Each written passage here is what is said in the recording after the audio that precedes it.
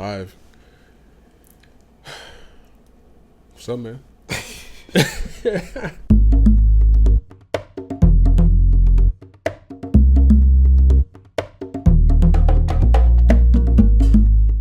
This is my first, obviously, podcast Oh yeah, experience. yeah. And it's been really cool to see the cool tech and to see the process, and you're like, oh, I wish I said that. I wish I didn't say that. You know what I mean? Like, Yeah, yeah. So because it was the same for me. Like on my first podcast, I think it was like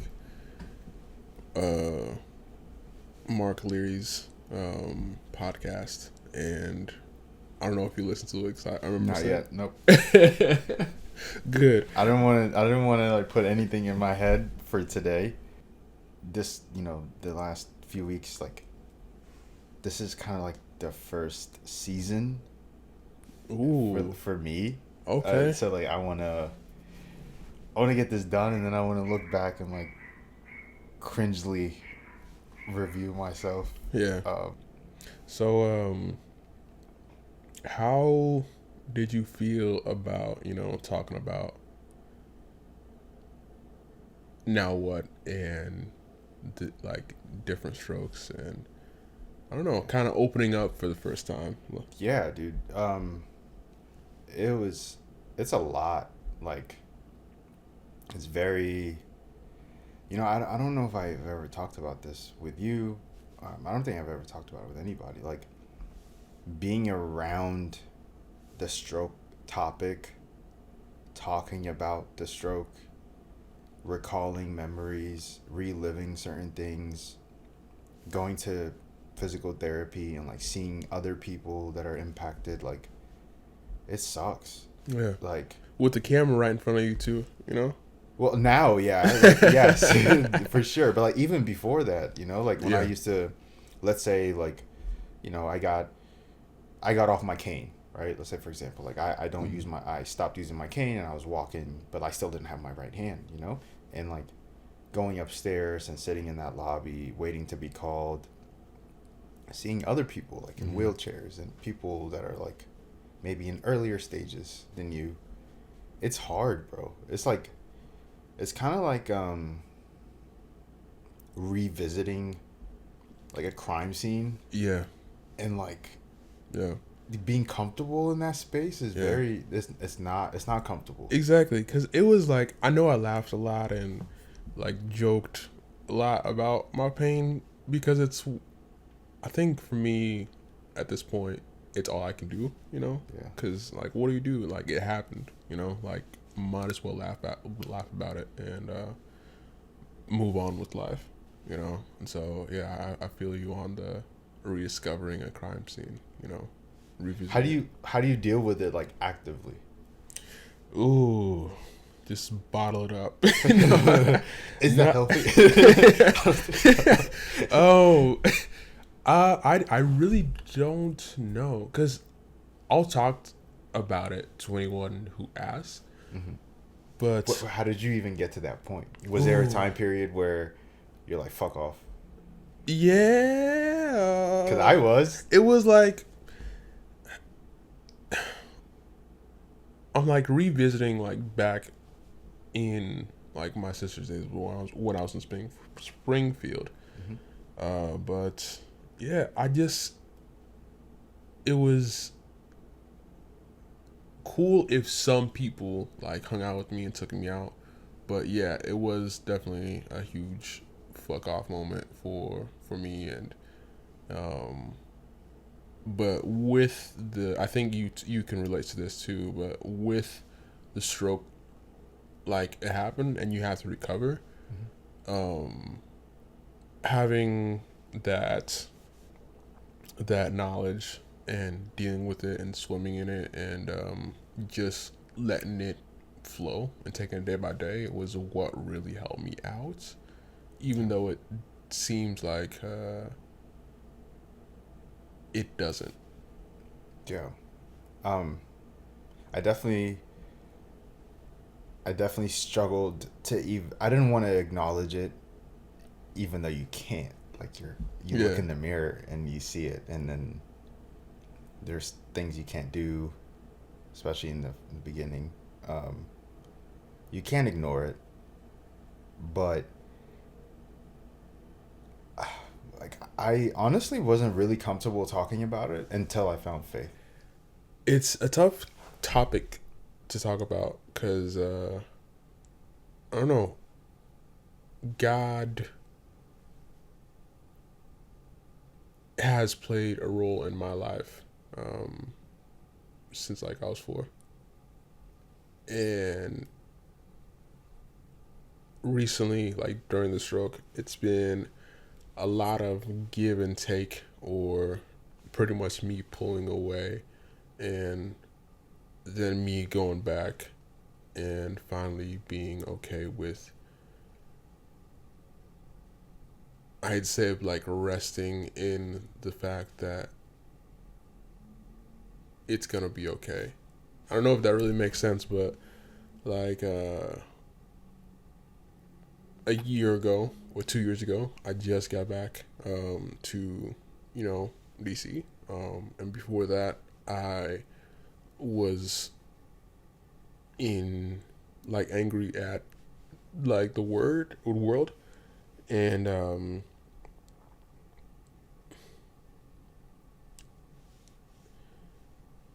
it it just got better, when you look back at it, So I think that is what makes God a really good topic to talk about.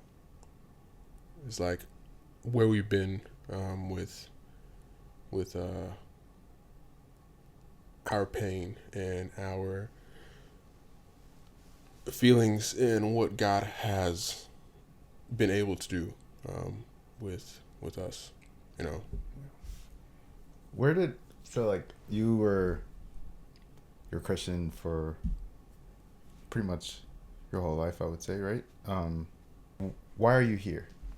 Like, how did you get Why here? am I here? That's a huge question. I don't know, man. I remember had my first tough conversation with God when I was like, I just graduated, you know, high school, Mm-hmm. right? Like, obviously, I had no idea what I was gonna do. I have no idea how I was gonna do it, and I had no idea when I was gonna do it. And I remember a couple other things going on, but like my friends going off to college, and just me sticking with the I don't know, or I won't go to college. I want to be, I want to go my own way, and It's very bold because maybe that's like the creative free thinker side. Because like I was terrified also, but go ahead. yeah, and it's funny because like you don't know how your parents are gonna react, Yeah, yeah. like obviously. How did your parents react? Oh God. Did they want you to be like forgive me if I'm wrong. Like most African parents, are like, you gonna be a doctor? Oh yeah. Okay, so they wanted you to be Mine was my mom wanted me to be a pastor. Oh wow. Okay. Yeah, she was like, I would like you to be a pastor. It wasn't like I would like you to be a pastor, but if not, like you can go your own way. It was just I would like you to be a Yeah, pastor. this is what you're gonna do. Exactly, Yeah. and like And here you are. Yeah, I was just like, nah, I'm gonna do my own thing. Wow. And so, yeah, like my parents reacted like wildly different ways. Like I told you, my dad wanted us to be who we thought we were meant to be, if that makes sense.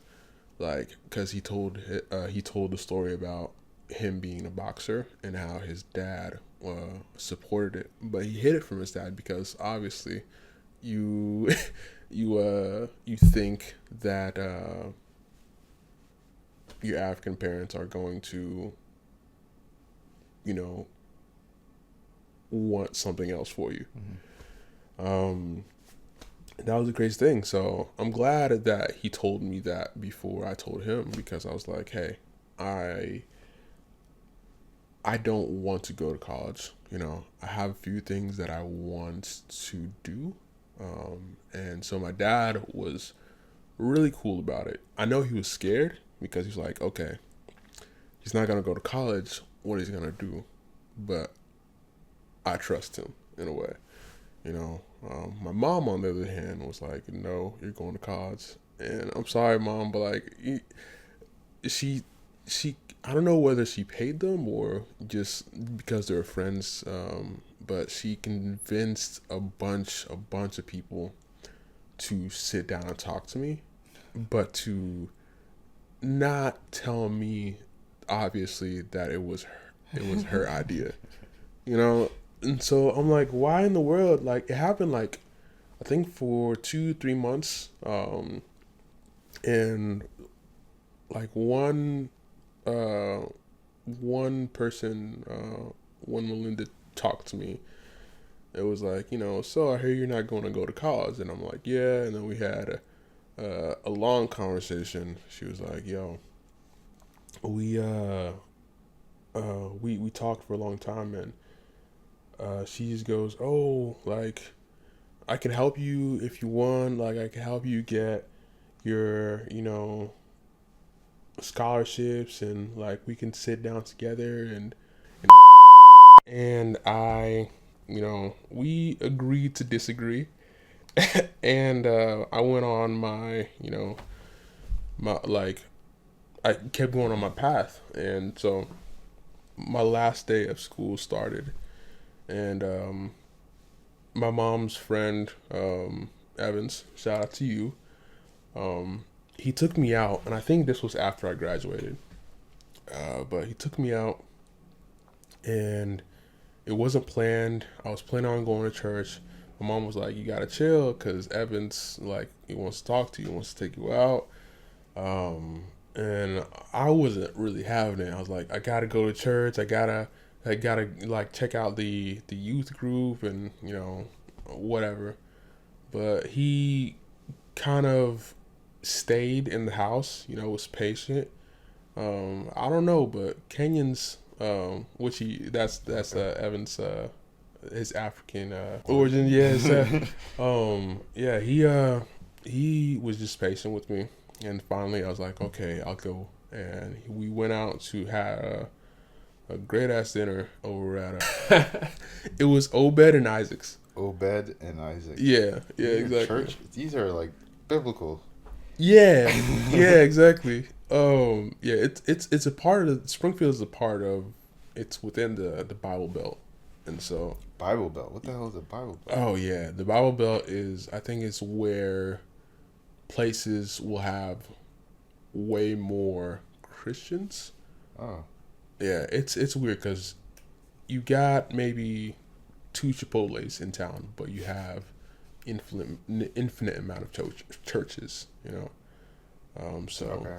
yeah, it's so interesting because, like, obviously I didn't grow up around none of this stuff, so yeah, interesting to see that your origin story. Yeah, because we never really talked too much about each other's story. It's a lot about trauma, and we I guess trauma bonded. Yeah, I mean, like, we met at a clinic. Exactly. Right. It's not like I just ran to you down the street and then be like, "Yo, you too?" Like, no, it's not that. It was literally like, yeah, me too. Yeah, exactly. Yeah. So Evans, he, so I'm eating, we're talking, and I'm thinking he's very cool. I think he was 24 at when this conversation. Did he go to college? Yeah, Evans. I was about to say that's so. Like, you better have at least went to college. Yeah, he went to college. He's a ear, nose, and throat doctor. Oh, that's okay. So I know Evan. Yeah. I know of Evan. Mm-hmm. Sorry, I can't. We're gonna bleep it out. It's fine. Yeah, we can bleep it out, but I feel like Evans is gonna enjoy a little shout out because it's Evans. Is it his own practice or is no? Okay. It's not, yeah. Is that a hospital? Is that a hospital? Mm-hmm. Okay. Yeah, I think there's SIU, Memorial, and St. John's, and then other hospitals. Okay. Well, leave him alone. Yeah. His workload is probably a lot if he's at a hospital. So after your dinner with Evans, Well, it wasn't anything after. Okay. He sat me down. You know, we're eating, we're having a great, time. I'm finding out about him. He's finding out about me, and he was like, "Oh, you did that? That's sweet. I did this," and I'm like, "Well, that's crazy." And so I think maybe 30 minutes into the dinner, he says, "Look, all right." Um, it was like a very mature thing for a 24-year-old to say, and I was 18, but he had an old soul too, and he was like, "Look, I'm gonna just shoot the shit straight with you. Your mom asked me to talk to you. You seem like a bright kid. You seem driven, and you seem like you don't have entirely what you want to do yet, but so far it's looking great. Now, she wants me to talk to you about going to college and to talk you into going to college. But I will say this: do whatever the fuck you want. Do like, cause one, this life is short, but two, like, but do it, like do everything you can, because I know one thing is that if you're able to make your dreams come true, you'll be able to use that money to pay for your mom, to pay for your dad, to let them live a life instead of living a life like that was, something you wouldn't have, I guess you wouldn't have thought of or dreamed of, and so that's when it, I just kind of took that information, that advice, and ran with it. And are all the people you mentioned and the people that your mom's lobbyists yeah, are they church folks? yeah, They are. yeah. Okay. I feel like my mom doesn't know anybody who is not Outside of church. Exactly. It's the same with my mom. Yeah, I yeah, get it. yeah. And if she does, like, I guess she doesn't talk about them because she works with, a lot of nurses and people like that. So Is your mom involved at the church? yes, yeah, she cooks a lot for the church. Yeah, she's just an amazing supporter, and especially of the church. And so, yeah, that's kind of where I grew up. And so, yeah, she's the one who kind of led me to Christ, because I was like, I remember exactly, like, scene by scene, but I remember I was in the bathroom in the apartment where we were just trying to get our feet settled in America. And I run out and be like, and I ran out and I was How old were just you? a 4. Okay. Yeah. And yeah, I was 4 years old, and it was crazy because I don't know what it was, but I ran out of the bathroom, and I was just like, "Mom, I want to be like Jesus." She was like, she was so happy. She was like, "Oh, like this is and he's only 4." Yeah. She was like, "Yo," and I meant it too.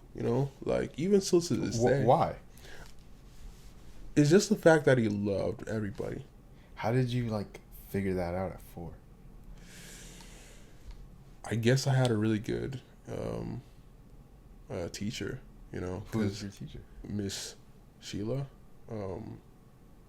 She was I don't know.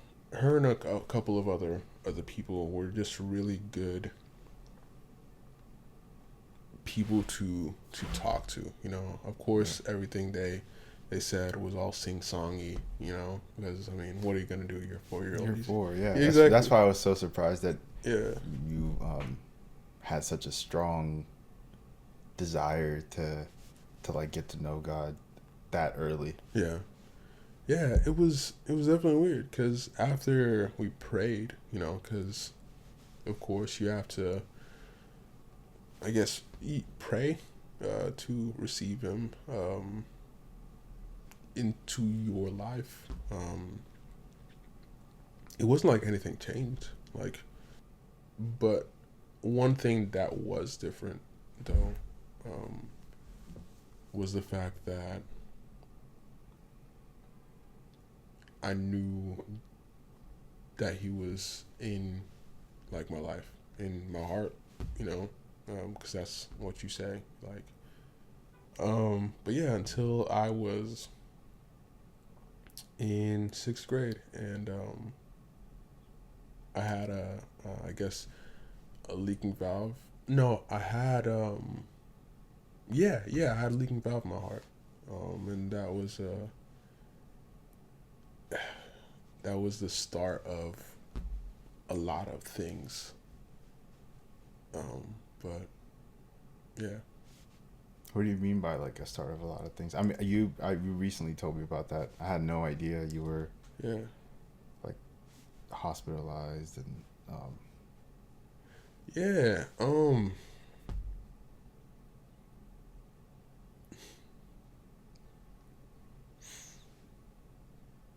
Because the thing was, God was real, you know. But the thing was, how did He let people suffer? You know, I remember even younger, I think I was in 2nd grade, I wrote down the question, why do people suffer? Because I think it was opening night of, I think of Left Behind, which is, I don't know if you heard of it, but it's pretty much a story, a movie about these people who were left behind because the world was raptured. Oh, okay. So I think the church was gonna show it, and so I was all hyped. I think I was in 2nd grade or something like that. Maybe older, you know. But I was excited. I was like, okay. Obviously, like, 7-year-olds weren't gonna see it. We had, I think not a Toy Story, but Veggie Tales version going on, and the parents got to watch Left Behind, and the people over, I don't know, like 13, 18, I don't know, but yeah, it was weird because, like, we were driving up to the church, you know, everything was airy, you know, everything was good. We see a guy on a bike, and he's asking, hey, where is Calvary? You know, that was the name of, you know, my school and my church. Mm-hmm. And we give him directions, and he's like, oh, okay, thank you very much. And we continue going on. I think my brother, my sister, and just my brother and my sister were in the car, so it was the full family. I think, I don't know where my dad was. Could have been with us. Could have been at work. Mm-hmm.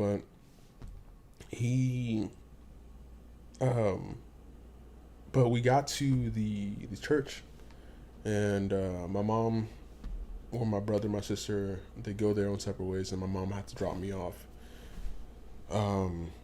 And we saw the same guy in like on the bike. You know, he found somewhere outside to park his bike, and he was walking in and on his way to the auditorium, and he just stops. He drops, and he tenses up. Oh shit!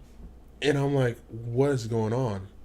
my mom knew exactly what to do because I think at this time she was an LPM, um, um, and I guess like an RN is the like the registered nurse, but this was a I guess an earlier time. Um, Is she an RN now? no, she didn't. She got tired and she was like, I can't do it because of family and Yeah, I get it. yeah. That's So a tough job. yeah, um, so she knew exactly what to do. I was like, "What's going on?" And she was like, "Oh, he's having a seizure. You need to call 911." And she's pointing. Um, she knows exactly what to do. I'm Yeah. just sitting there, not sitting, but like standing there, looking at this guy. And he was. What happened was he was tensing up, and then he had started to shake.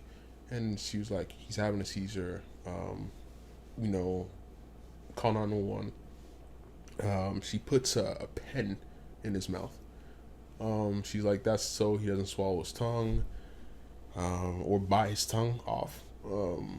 And I think maybe this thing goes on for 5-10 minutes. I can't remember what happened after because obviously don't want your kid to watch, and so I don't know if my if somebody from my the like Bible school got me or something like that, but it happened so weird, and fortunately the guy was okay, but yeah, he was. It just made me ask, like, why in the world do bad things happen? Mm-hmm. And that was the story for me, because I was. That's what I asked, like myself. It's like, why in the world do bad things happen, and why is this time this? And I think I was in 6th grade. Then was this happening to me? Like I had a leaking valve in my heart. You know, I was getting really good at basketball, and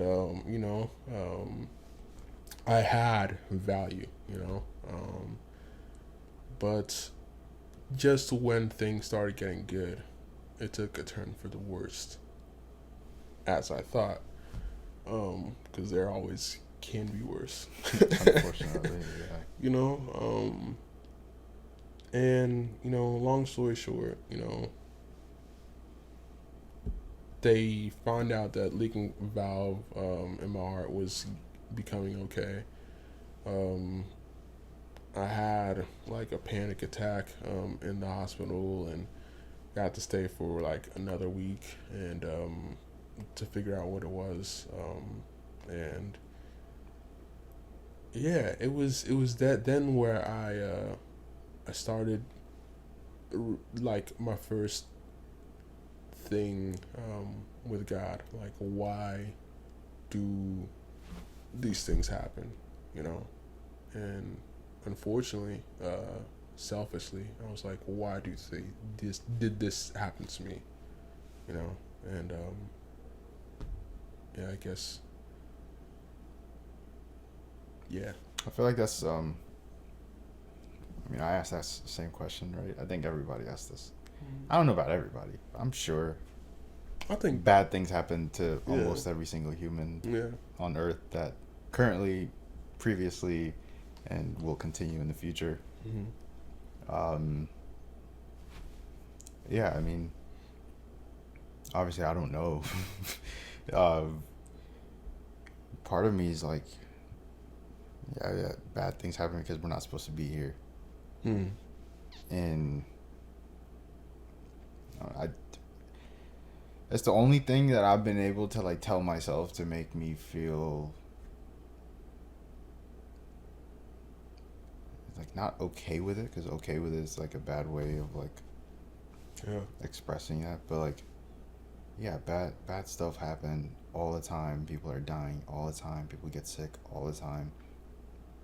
I got hit with an accident. I lost my father, and then seeing my father suffer the way he suffered for so long and die the way he did, it was just like, it was heartbreaking, you know. And it's not just like the suffering right before the end. It was like the long suffering life that he lived, and the suffering that me and my family have went through because of the suffering of, you know, like, it's, you know, trauma, and just, man, this is hard. It's hard to talk about this. Yeah. Yeah. Things just linger, you know. Yeah. Bad things happen, but then when bad things go away, they leave Scars. scars, Yeah. and then those scars, if not treated, turn into other bad things, and if you don't do something about them, then they infect others. Like, this life, unfortunately, like, I don't know, maybe it's a very pessimistic way of looking at it, but this world is like, I don't want to, like, I really don't want to curse on this podcast because we're talking about God. Like, I feel guilty, but like, it is an effed up place. This place sucks. Yeah. There are good things in this place. Mm-hmm. There are beautiful people, kind people. There are beautiful animals. Like, I love animals. I never knew I was like an animal person, actually. Like, I never knew I like, I love dogs. I love cats too, but like, Yeah. I never, like, just, there's so many like cool things, like nature, like trees, like beautiful days and the water. Like, there's so many beautiful things that exist on Earth, but unfortunately, most of these things are temporary, and good things usually disappear. Good things usually go away. Mm-hmm. But the same could be said about bad things. The bad things happen, but if, I think this is where like for me, like the faith, the transformation, all of that came in, because I grew up Muslim, and I grew up very confused. My mom is Christian. My dad was Muslim before he passed. He was a very devout Muslim, at least from what I knew him. Like, I definitely knew God existed, and God exists. And like, I know God exists now. You know, like,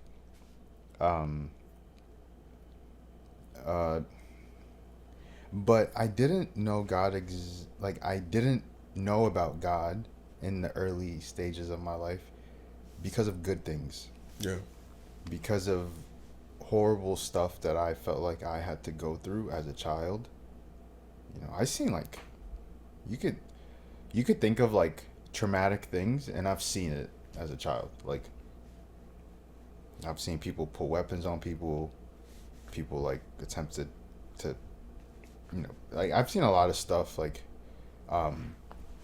both as like something, things that happened to me, but also like things happening to other people. Like, I've witnessed it, and because of those terrible things that I've seen, like, it was very evident, like, it was clear to me that the devil existed. Mm-hmm. Because of all this fucked up shit that I've seen. Yeah. But then if you believe this evil thing exists, then like, there has to be this good thing that exists. So I started to associate at a young age, like, the earliest memory of like something traumatic happening, and you're not supposed to remember things as a toddler, like, but I remember things like when I was like 2-3 years old, and I started to like distinguish between like dark and light. So like, I remember like when I used to pray and I was to close my eyes, and like, it used to be like super dark, but then I'll pray and then it'll just like lighten up, you know. Like, I don't know, that was a weird thing that I experienced as a kid, and I started to believe that, like, like, this, like, this good thing exists in this world, and if I just like keep coming to this good thing, it doesn't get rid of my problems, but it makes me okay with it, Mm-hmm. you know. And then you start, going to. I started going to the mosque. I started celebrating different holidays, and then I started hanging out with like my dad's, like, you know, my dad didn't have a lot of friends, but like whoever he used to be with, like pray together, eat together, celebrate, eat together. Like Eid is the holiday. Like, Mm-hmm.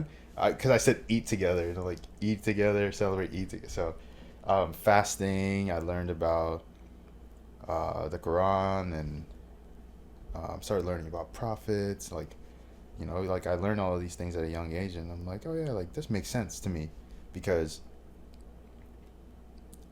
like the way I understood it is like God is good, and all these people that came before our time were trying to guide us to God, Hmm. and so that kind of gave me my introduction to God, right? Um, but I never really, like, I don't think I followed because I wanted to follow. I think I followed because I was expected to, and there was punishment for not praying. Yeah. So another thing I was thinking about is like in Islam.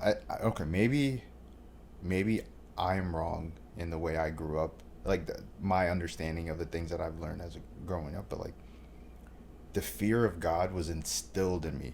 Like I grew up Muslim, and like I definitely I prayed. I used to pray. Like, so we prayed 5 times a day, or like when I was Muslim, like I prayed 5 times a day, and sometimes I would miss prayer. And in the Islamic faith, like you can make up prayers, meaning like let's say you have five, right? You have one early in the morning, one during like lunch break, like noonish, Mm. one in the afternoon, one around dinner time, and then one before you go to bed, right? And most of the time you miss the middle ones, because like you got your like.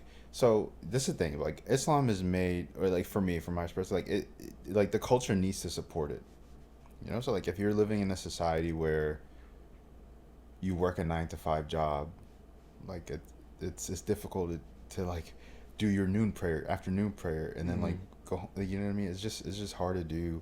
So it requires a society to kind of work around these prayers, and like, and in a lot of ways it's beautiful, right? It's like you prioritize God, and you work your life around God, not the other way around, Mm. you know. So like there's so many beautiful things from Islam that I like still gravitate towards, and like I still feel like I carry, like when you go to the mosque, like church, right? You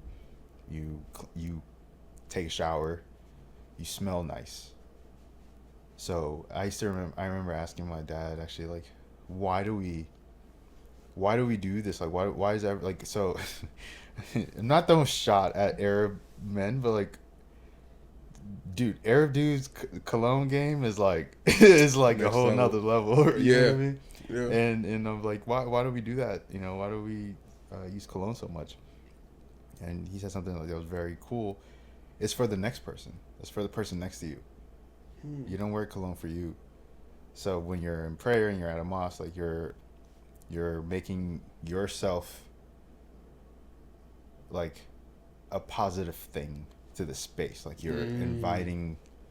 You know what I mean? Like it's just a Yeah. comfortable space, and it was really cool. So like stuff like that I carry, and then there's other things like from Islam that I really hold on to. Is like the fear of God. I feel like from when I remember seeing like Christians growing up, like drink, um, have sex all the time, like party. Like I felt like growing up, like Christians don't fear God, and I was mistaken for sure.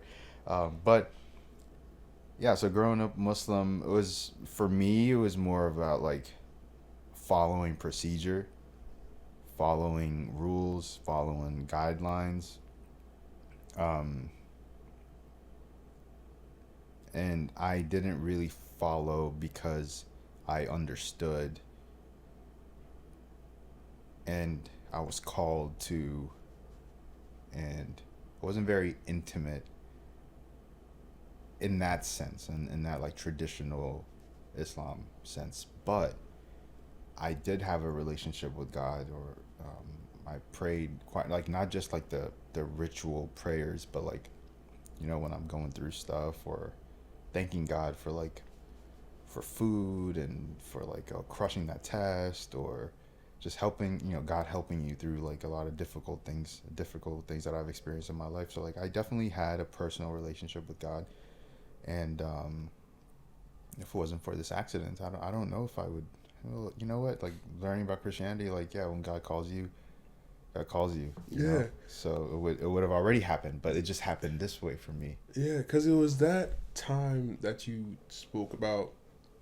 You know, I know, like, yesterday you talked about your neighbor waking you up, and that was what drove you to, you know, Google. Well, okay, so that it was part of it. Yeah. So how I ended up here, for me, was it was actually more complex than that. I don't know if I shared this story with you. Tell me how. Tell me now. My dad was sick. He had cancer, and I was there when he when he found out he had cancer. I was in the room with him when the doctor came in, and the doctor told him, you know, he just had an endoscopy, I believe is the name of the term. We could do the you know, you could correct me, please. That's the please, so I have a habit. Whatever. There's a camera. You know, for me, the PFO test, the camera went this way. You know, there's other ways for cameras to go, and you know, he was having. So one day, so me and my dad had our relationship, bro, was like rough for a long time, and it's been maybe like a couple years before. So this one day, I used to work security when I was in college. Okay. Did I know that? I don't know. I don't know if I talked about it. So I worked a front desk, and like I was a security officer, and I worked at a front desk of this like high-rise building. Okay. Like my way through school. Okay. I mean, like I don't think anyone really looked at me as security. I think they looked at me more of like concierge. But I was security. Yeah, get it right. I mean, like, bro, like that job, man. Like, I think we could say the name, like Turnberry. The people at Turnberry, I love you guys, man. Like, even the bad ones, like, you know who you are. Who was it? But like, I loved that experience because it opened my eyes to so many things, and like people were so kind, and so like inspiring, and like a lot of people like poured into me, you know, and I feel like they all had little pieces of who I am today. They molded me to the person I am. So I'm very thankful for that opportunity.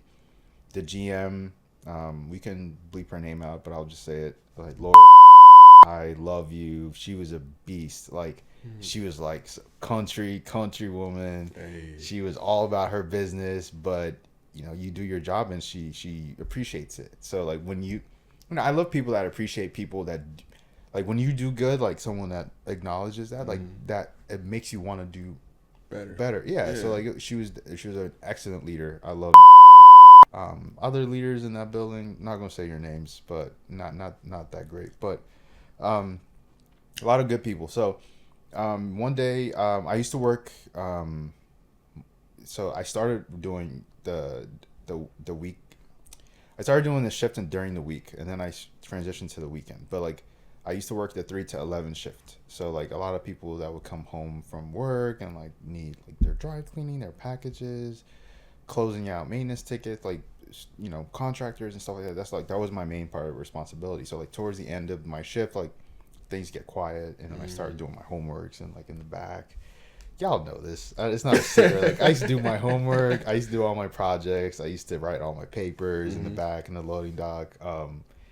Yeah, it was. I really missed that time period of my life. You know, like, but during that time period, I did not like that time period. You know what I mean? Like, but now looking back, I'm like, man, like, those were the good days. Like, it was really cool. It's crazy how that happens, man. Yeah, so wild. And I hope that looking back at my recovery last year, and like I Mm-hmm. hated it, but some part of me miss Exactly. that. Yeah.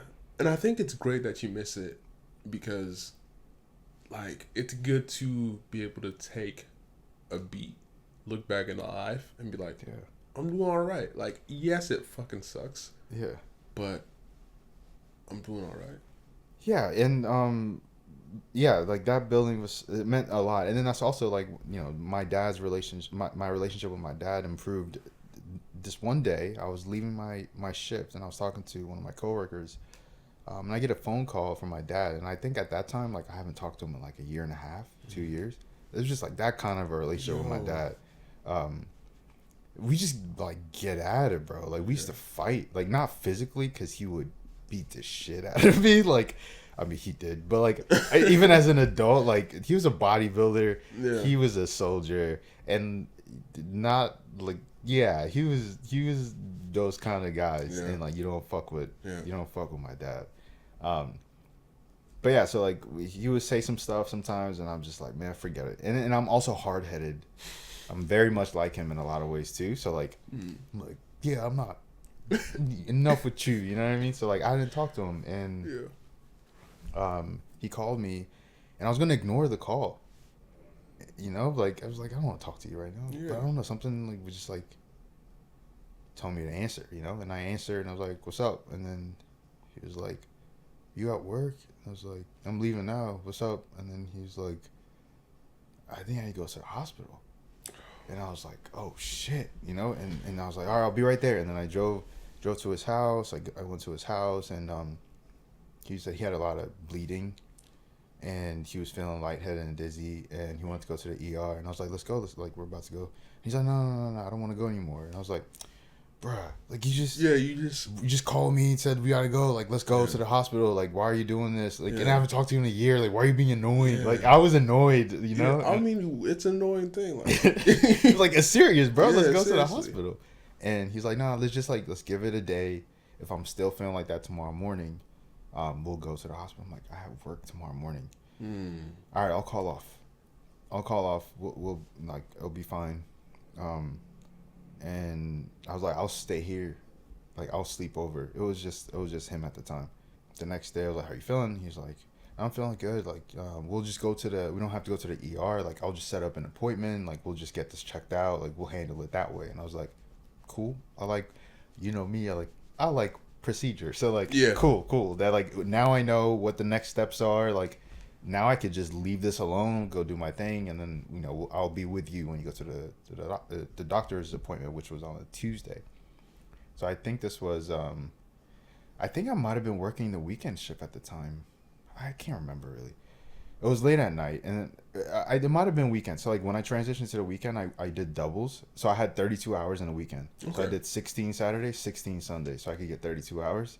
And then I had my internship Monday, Tuesday, Thursdays. right. So, and then like school on top of that. So Right. like, I try to get everything. Yeah. Like, Anyway, the reason I bring that up is because we went to the doctor. That appointment was a Tuesday. I believe it was actually it was like a couple weeks before my birthday, my 23rd birthday. It was a couple weeks before my 23rd birthday, and I was like, I didn't think it was anything serious. I thought it was just like, dude, my dad, like, he was like freaking like Universal Soldier. I don't know if you watched that movie. It's an old movie. I haven't seen that movie. But like, that's like, my dad's like Van Damme, dude. Like, he's just a beast. Did not think he would ever die. You know. And then I'm writing my paper in the lobby. I was writing my paper, and then, you know, I had to be there because obviously, like, I wanted to be there, but then he also had a procedure, so I didn't want him to.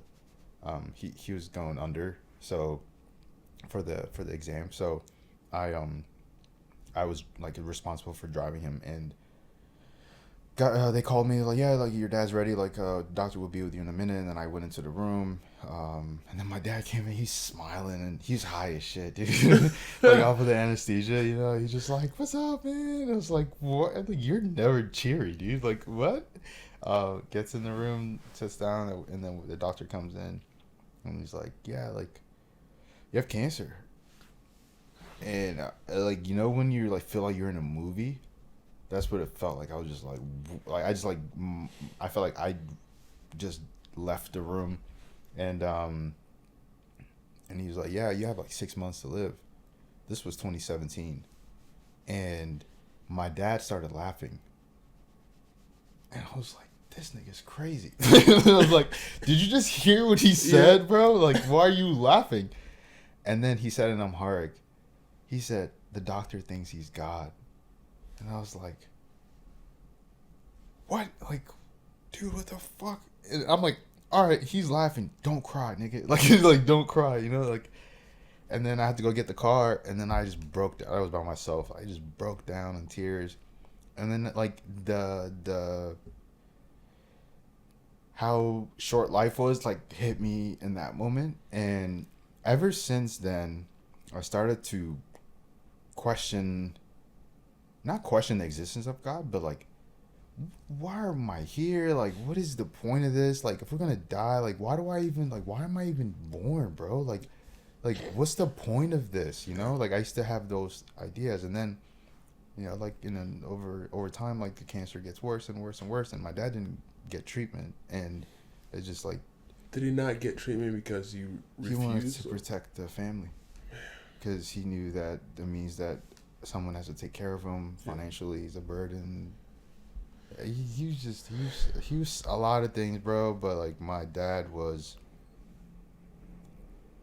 he loved his family more than himself. Like, no question about it. Like, he would die for my family, and he did. I did not agree with that. Like, well, that's another story. I think it's like the trauma story. Anyway, like, towards the end, I started to really be curious about God. I'm like, my dad was 60 when he passed, and I was 27, and I was like, dude, like, I'm almost 30. That's like half. So I'm like, have I lived half my life already? And, you know, those questions and those thoughts go through your head, and I'm just like, who do I talk to about God? My dad didn't really talk about God. Like, we didn't really talk about religion. We didn't really talk about, like, spirituality. Like, what is the meaning of all this? Like, all that stuff for him was like, nah, bro, I'm good off of those conversations. He wanted to talk about politics and the economy and stuff like that. He was a political activist, so like, he loves politics. Mm-hmm. Me and him used to chat about it all the time. But I remember talking to my mom, like, what is this? Like, what's the point of all this? And she's like, if you ask God to, like, show you who he is, he'll come to you. He'll answer. And I was just like, yeah, this is BS. Like, I just didn't buy it. And my dad passed. You know, we buried him. And 2 days later, I had all these people that I never knew show up for his funeral. And a lot of people may relate to this, may not, but like, my dad didn't have friends, at least in this country. He was a very much a loner. He liked his personal space. Kind of like, I'm like him in a lot of ways too. He doesn't have a lot of friends, but all these people showed up. You know, you're like, oh yeah, we loved your dad. I'm just like, cool, bro. What killed him? Have no idea. You know what I'm saying? Like, you're not really there. So, but I remember I had a dream, a few days, during, so like, we call it Lexo, like a Lexo thing is in the Abisha culture is like, when someone dies, people just flood your house and just like sit and cry but like the Muslim way is a little bit different, but it's the same thing. Like, people come into your house and people just like try to make you feel good, you know? Like, they heal you through community, and I love that. They don't want you to be by yourself and suffer. And I remember having a dream. I was in a room, in the second bedroom. That's where I stayed the day before he died. And I was surrounded by like men. And I remember asking them, like, so you recruit people? And then they said yes. Yeah. And then I was like, was this a dream or was this real life? this was a dream. Wow. And I was like, you recruit people? And they said yes. And then I said, do you get paid or something? Like, do you get something out of it? And they said no. And I was like, so you just recruit people just to recruit people? And they're like, yeah. And I took that to describe my environment, because during that time, a lot of people kind of try to pull me into different directions and stuff. So, like, I was very cognizant of anyone telling me I should follow this way or the other way. So I didn't want to listen to anybody, because I was scared that I was like a warning in the dream that, like, don't follow certain groups of people. And then, like, a year or so goes by, and I was driving home one day, and I was like, I'm gonna just take my mom's advice. I'm like, all right, God, like, I'm ready. Like, I'm ready to meet you. Like, show me. Like, what is it? Like, how do you want me to be? Like, who are you? And I was like, I think that was like the most serious prayer I've ever had. Like, I was like, not anger, but I was just like pouring my heart out. And then I got scared because I saw like, it was like a cloudy day and it was about to rain. And then I saw, like, you know, the street lights, the wind started to like shake it, and I was like, oh crap. Like, I was like, no, never mind. I was like, I really thought it was like a sign, and I was like, oh, I'm not ready, because I was terrified. Yeah. And then 2 months go by, and I remember standing in my house looking out the window of my balcony, and I was like, okay, like, please show me the way. Like, please show me the way. And then I just found out, like, one of my best friends growing up, his grandma passed away. And I had to go. I loved her, dude. She was old Jamaican lady, cooked bomb food. She was so kind and funny. And, like, when she passed, it broke my heart, you know. And me experiencing losing my dad, like, death is a serious thing. And like, you know, people who've experienced loss know, like, especially when you lose someone that you truly, truly care for, like, it hurts a lot. So, like, I wanted to, like, show that respect, and I was like, I'm gonna go to the funeral service. And that was my first time at a church.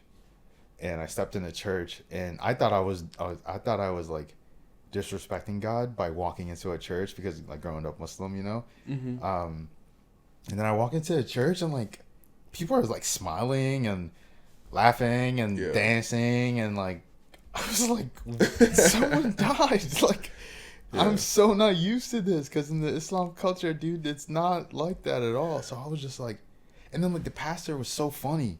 He just keep cracking jokes, and people are just cracking up, bro. Yeah, this isn't the church you go to now. No, it's not. I think this is a Baptist church. Okay. It's like an old school black church, like, you know what I mean? Like, it was really cool. I never experienced anything like that. And I learned a lot about his grandma, and the church felt comfortable, and it felt okay, and, like, everything is okay. And again, like, it was so foreign to me. And I learned something about his grandma. She used to say to everyone that she, like, comes across, did you tell the Lord thank you? Did you tell the Lord thank you? Tell the Lord thank you. Like, that's just her thing. Was it just, like, in general, or, like, just in general? Like, when she, like, let's say, like, she just run into you in the street, you tell the Lord thank you today? Like, just stuff like that. And I didn't know that. I'm like, that's so, like, she's like, that's so her, you know. I didn't know that, though, because I didn't hang out with her or anything like that. So I learned that, and there's a reason why I'm bringing this up, and I'll get to it. I'm like getting to it. That was like, it was like January 14th or something. I think that was January 14th, 2024. It was like a couple weeks after my dog died. Went to the church, and then 2 weeks later, I had my stroke.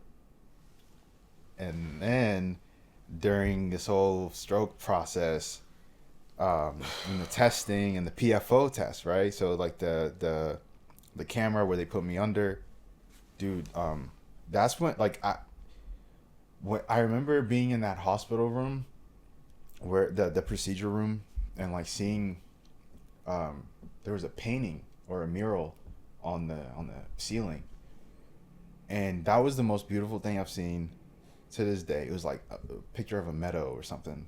Just like, I'm just like, this is the first time something is optimistic in this place. I'm like, oh, I'm about to die, bro. Like, you know what I mean? Like, everything else is like old and like dark, and like people are not treating you like a human. You're just like that thing they just gotta process. You know what I mean? And like being in that room and looking up, and I was like, that's so beautiful. And I was like, yeah, like if I don't wake up, like, whatever. I'm glad that. This is the last thing I see, you know? And I wake up So during the time, I remember hearing music, like some jazz, but it's like not like, I love Austin Farrell. Like it's like type of his kind of vibe music. It's like classical, but like modern. Like it's weird. It's that type of music, and I never listened to that stuff before my accident. When I wake up, when I open my eyes, I heard "Tell the Lord Thank You," and I don't know if I told you this. I don't think I did. I told my mom, I told my aunt, I told everybody that, like, my family, like, that day.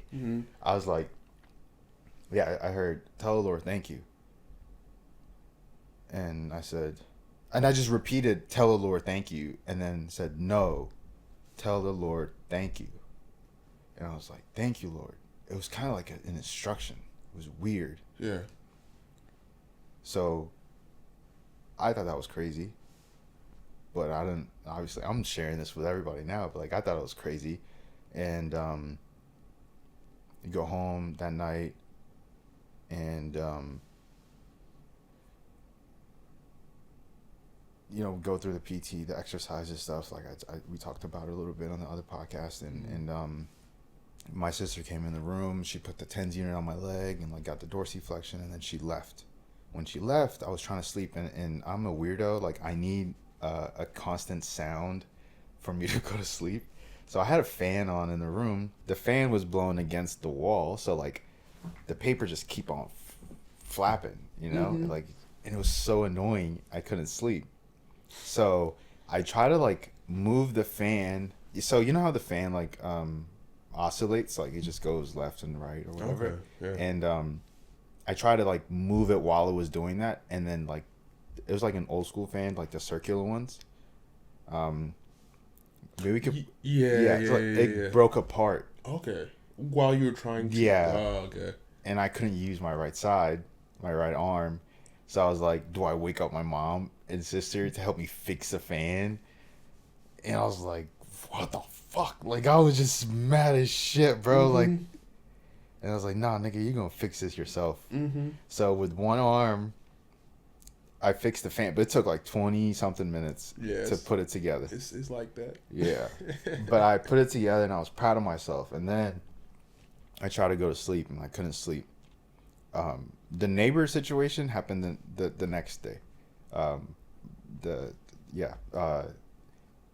tried to sleep. I couldn't sleep, and I was sleeping on my left shoulder. That's when my right leg, I was like, sleep on your shoulder. I don't know how you guys sleep, but like, if you sleep on your left shoulder, people say you should put a pillow between your knees. It's bad for your hips if you don't do that. I tried that, and like I guess it works for some people, but I don't know if it works for everybody. They say that like it tightens your hip if your legs are just on top of one another. But I don't know. That's like more of a anatomy podcast. Yeah, exactly. But my right leg touched my left leg, and it was so cold, and I still deal with that. Yeah. Well, not like now is more like the foot and still my right hand. Hey, so you gotten progress. Yeah, so those cold showers, awesome. bruh. Yeah. So this nigga told me, I'm like, yo, do you get cold? Like, does your hand get still cold? And you're like, yeah. And I was like, what do you do? And you're like, I just take cold showers. I was like, what? He's No like, that's fucking the way. opposite of what I was thinking. Yeah, I was like, nah, bro, I'm not gonna do cold showers. And then eventually, I got tired of it, dude. Especially in the winter. You guys know, Oh like my if goodness. you had any type of paralysis, Yeah. like, it's a lingering effect, and Yeah. winter sucked. So, in the middle of winter, I started to take his advice and take those freaking cold showers. Yeah, and only a few seconds though, like 30. What did I? What did yeah, I was say? like, you said 30 to a minute, or as long as you can tolerate. I was like, so 5 seconds? Like, what do you mean tolerate? I hate this shit. Yeah. But it works. Yeah, it definitely works. It Yeah. helps. But I still feel like right now, like my hand is Mm-hmm. is cold. My foot's not that bad, but Yeah. yeah. So that's more like more of our stroke conversations, stroke aftermath, I guess. But yeah, so I fixed the fan. I tried to sleep, and then it was cold, and then I started. I touched on this briefly on the other podcast, but like, yeah, like I tried. I went on this Google rabbit hole of like trying to fix the problem of a cold leg. So I thought it was like, of course there's a fix, like, and I'm like online. I'm just like reading articles, and I just got so depressed, man, and then I started crying, and I was like, wow, is this life now? Like, is this gonna be how my story ends? Like, I had so many dreams, like, like my dad was a bodybuilder, right? So like, I want to be in good shape. Like, I've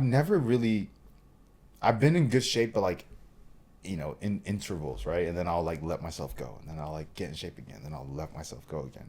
But I really did hope that I'll be like around for my kids. I'll play sports with my kids. I'll wrestle with my kids. I'll box with my kids and stuff like that. So, yeah, it was really freaking hurtful, and I just didn't know what to do, bro. And it took like 2 hours, and I couldn't sleep, and I was looking, dude. I was so lucky I was at my mom's house. If I was at my house, I had alcohol. If I was at my house, I probably had some stuff to smoke. Yeah. If I was at my house, I had guns. And I was not in position to be around those things. Mm-hmm. And I was just like, where do I go? I was like, oh, power of God. And I typed it in Google and YouTube. First couple videos that came up above inspiration. I left a comment, and they hearted it, so like I'm glad someone like acknowledged awesome. it. Yeah. But like, dude, you guys, thank God for you. You've literally saved my life. And it was nothing crazy. It was just like, man, I'm getting emotional. Better know, man. It was like message of hope. And like, I started to recognize that you're just in a season, you're just in a storm. And like that realization obviously took months to like really like sink in. But like when I first heard it, so like above inspiration is a bunch of different pastors, like, but around the same message. So it could be about, faith, and then it'll be like a bunch of, elevation, is that Elevation Church? Yeah, Elevation. It's similar kind Shout of out content. To Stephen Furtick. Yeah, Steven, dude, that boy is yo, he's awesome. He's awesome. But yeah, I don't think, I've heard his voice too, for sure. But Joel like stood out to me the most because I know Joel's voice, because I don't know why, but like I seen his stuff as a kid. So like yeah. I know who that is. Yeah. Like I recognize the voice, him and Steven. And did your mom used to play him? I don't know, dude. I honestly don't remember, but like I've seen Joel. I know, nicely dressed white man that like preached. Like I know him. Yeah. And like his voice I was like, oh crap, it's the same guy. But dude, I fell asleep in like 5-10 minutes. Wow. And I remember waking up like in the middle of the night, like when you had that like that good nap, you just wake up like, where am I? Stretch. No, the ones where you're like, where am I? Oh like, yeah. Like Like, it felt like I was asleep Yeah. for days. That's awesome. My I had AirPods on. I don't know where they were. Like, they were in the bed somewhere. And I just like, oh, I had my left one and my right one was the one that was lost. So I remember putting my left on the nightstand, and then but that was a couple hours later, and I just went back to sleep and I slept. The next morning, I remember I used to record these like daily journals, and the next morning I was like, yeah, like last night, you did this, and like some Christian stuff came up, and I was like, I guess that's cool, like, because I didn't know how to feel about it, dude. Like, Yeah. I was a Muslim, and like, I felt like I was like, am I going to hell for this? Yeah. Like, I'm sure other Muslims would be like, yeah, but like, Yeah. but I don't feel that way, Mm-hmm. you know. And that was my introduction, and I know that for you, you've been around it, and you've kind of been on these ups and downs because of all the stuff that happened. Because like your life was not easy, and it's still not easy. Yeah. So like, when for you was like that hook? When did that sink? Like for me, yes, there were times and periods where I was like, okay, God is for sure real. Like anybody who doesn't see it is, I guess, like has a hard time seeing. But yeah, there's been multiple seasons where I was like, this feels right, and I know God is the answer. You know, I know the first time was when I was 4, and you know, I was like, yeah, seems about right. But it wasn't until I was okay with being wrong that I got to dwell in like my belief and being okay with, you know, okay, I may be wrong, I may be right, but this is what I believe. It's I know it's probably real. Like, I don't know, but I think it's probably really difficult to answer that question when you grew up. Yeah. With that. Yeah. Yeah. Because there's, for me, I know that there's probably gonna be more knowings of God, you know, because I mean, what I was taught was He's infinite, you know, He is all knowing, you know, He's always there, and so there's always gonna be those moments where you doubt God, you know, because man, I know I remember when maybe like the first week, you know, I get back when I get back from the hospital, you know, from having a stroke. I was like, God, I need you to answer me, like, otherwise, I just won't believe in you anymore. Like, I really need help. And I didn't hear anything, you know? Like, I know it's, this is like a weird way to go in the conversation after, you know, but like, it was like, I didn't hear anything, and I know I couldn't think, like, I didn't have the word to say, you know, God, I need you.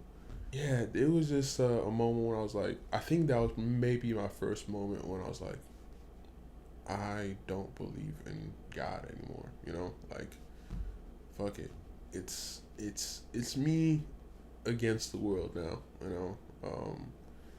But after 2 days, I just knew there had to be something, because one, why am I still alive? You know, yes, you know, I had you know, someone to save me, you know, and call the ambulance.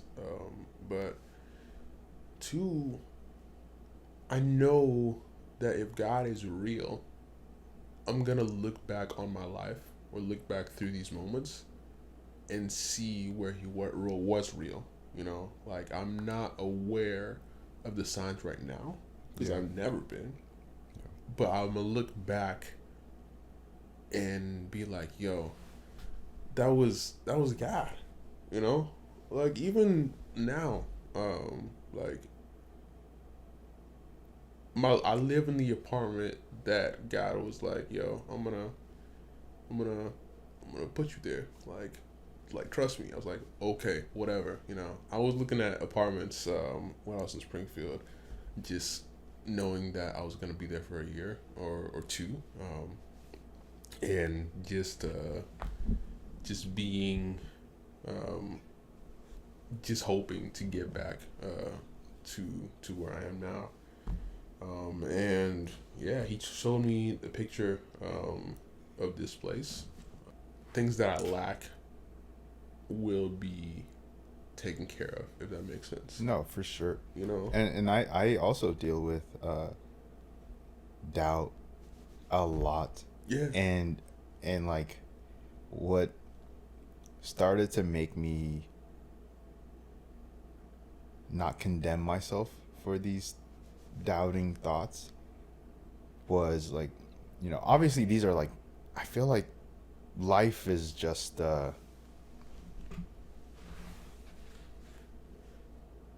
it's like your life is just the combination of all of the people who formed you to be the way you are. And so I hear, and I kept on hearing stories about like the New Testament and like Peter, the foundation. So obviously Jesus Christ is who we try to emulate to be, but Peter is like this rock, but that boy doubted. Oh yeah, that boy doubted. He not only did he doubt, but he like rebuked for 3 times, right? Like, I don't know him. No, I don't know him. And then he's like, when they don't believe that, I don't believe that you don't know him. Like, and then he's like, I'm gonna double down on me not knowing him by doing this. And then someone else is like, you know him, right? And they're like, bruh, I don't know that man. Like, but that's even before the crucifixion. Yeah. Even after Jesus resurrected, people still doubted. People that seen him. Yeah. So like, how can you blame yourself for doubting a God you've never physically seen? So at least that's what I come back to, and it allowed me to just be like, it's okay to doubt. Like, yeah, it's okay to be where you're at. Yeah, it's okay. As long as you keep, like I say this a lot, but if you keep moving forward, and it sounds cheesy, but I don't know, you will see what this place you're in or at means.